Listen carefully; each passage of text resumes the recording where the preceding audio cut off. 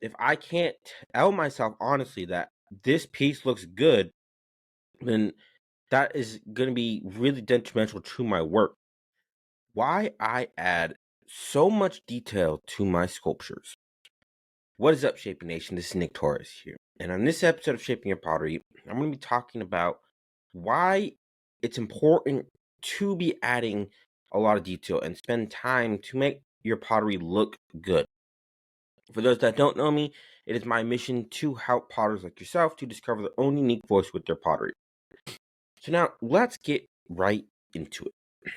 So yesterday when I was making my sculpture characters, I was making my characters and I was doing this kind of like sets of where I time myself for about 45 minutes, and during that time I work for 45 minutes, and then once that timer hits, I take like a 5-10 minute break so that I could get my work done, still be in that flow state of making.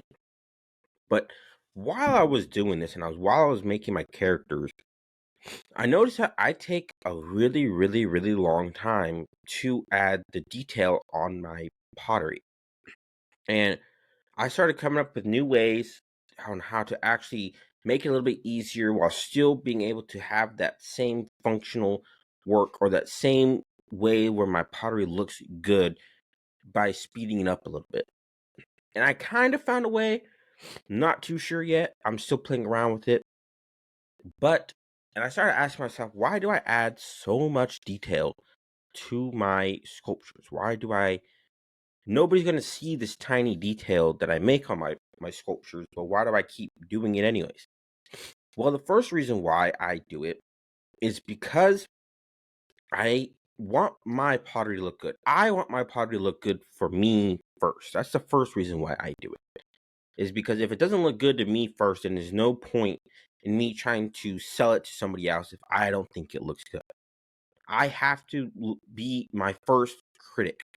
If I can't tell myself honestly that this piece looks good, then that is going to be really detrimental to my work. It's not going to be as good as it could be because I am my first critic. You are your first critic as well. You have to like the work that you are making.